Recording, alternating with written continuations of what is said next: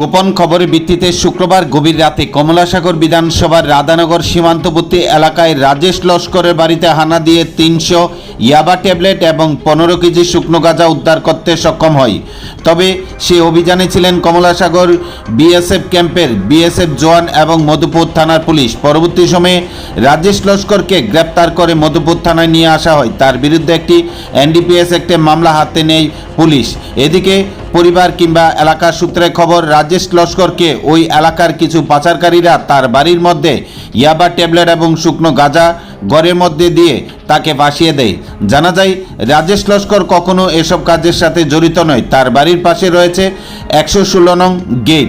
সেই গেটের পাশ দিয়ে নিত্যদিন লক্ষ লক্ষ টাকার অবৈধ জিনিস বাংলাদেশে পাচার করছে রাজেশ লস্কর এবং তার পরিবার তা ভালো চোখে দেখেনি।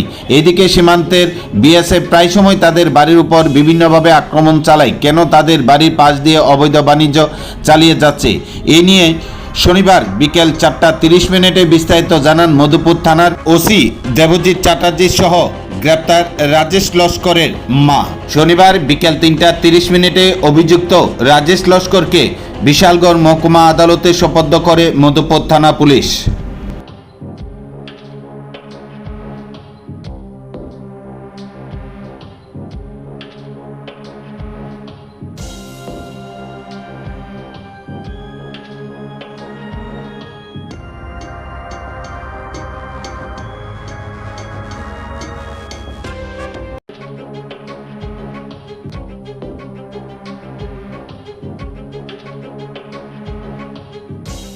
গতকাল গভীর রাতে আমাদের কাছে খবর আসে যে এখানে সীমান্তবর্তী অঞ্চলে কিছু গাঁজা এবং ইয়াবা ট্যাবলেট মজুত করা রয়েছে। তো এই সংবাদের ভিত্তিতে কমলাসাগর বিএসএফ ডিউপি অফিসার জওয়ানরা এবং আমরা মধুপুর থানার উদ্যোগে এক যৌথ অভিযান চালাই।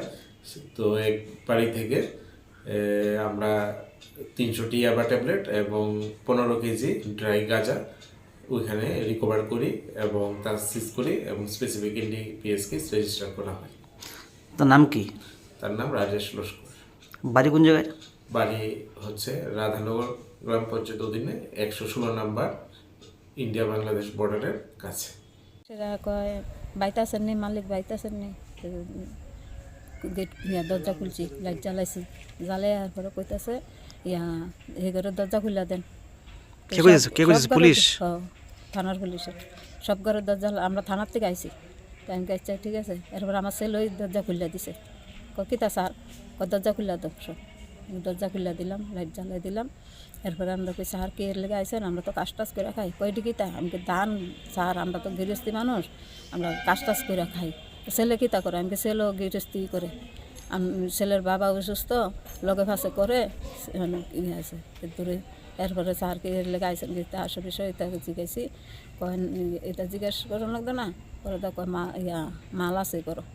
আমাকে চেক করেন, আমরা গরিব মানুষের এত হাসাইতে আছেন কিরে স্যার, আমরা তো গরিব মানুষ, আমরা কাজ টাজ করে খাই, আমরা এটা করিও না, ইয়ে করি না। তারপরে কি হয়েছে? এরপরে তারা সবাই মিলে আমার লোকের বাড়ির পাড়ার মানুষই আমার শাসনের চেষ্টা করতেছে। গর্তে পাইছে? গতিকা ওই তো দুই ভাইলো আর কি। তো আপনি কি প্রথমবার মানে খুঁজে কিছু পাইছে না? না, এরপরে ফোন করে কইয়া দিছে, পরে নামের নিশানে গিয়া কইছে খাটটা উল্টাই লাগতো, খাটটা উল্টাইয়া মাঝখানে আনছে। আপনার ঘটনা কি মনে হয়? আমার কি তা মনে হয়, আমার তো স্যার আমি তো কিচ্ছু মনে করি না। আমি নিজ স্বামী আমার কোনো ভয় ছিল না। আপনার কি দাবি থাকবে আপনার পুলিশের প্রতি? আমার পুলিশের দূরে দাবি, আমি ছেলেরে আমার সামনে লয়ে আইতাম, বাইতে আনতাম, এর দূরে আমার দাবি আর কি, মুক্তি করে আনতাম। আপনার বক্তব্য বললে তো আপনার ছেলের ফাঁসাইছে এমন? হ্যাঁ, ফাঁসাই দিছে এমন মনে হচ্ছে? আমার ছেলেরা হাসাই দিছে তারা। ফাঁসানোর কারণটা কি? এটাই তো কারণ, এটাই তো খুঁজে পাইতাছি না। এর আগে এমন কিছু করছে? এর আগে মারধর করছে আমরা কই করে, আমরা মারধর করে বিএসএফ দিয়ে টাকা। মানে ওই দিক দিয়ে ব্যবসা করে, তার ২ নম্বর ব্যবসা করে না আপনার ছেলে না অন্য ব্যবসা করে দিকে, মানে বাধা হয়ে দাঁড়াইছে নাকি? তারা ব্যবসা বাণিজ্য করে, তারা আমরা লগে শত্রু, এলাকা আমার ছেলের উপরে শত্রু করে দাঁড়াইয়াতে আমার ছেলেরে হাসাই দিছে।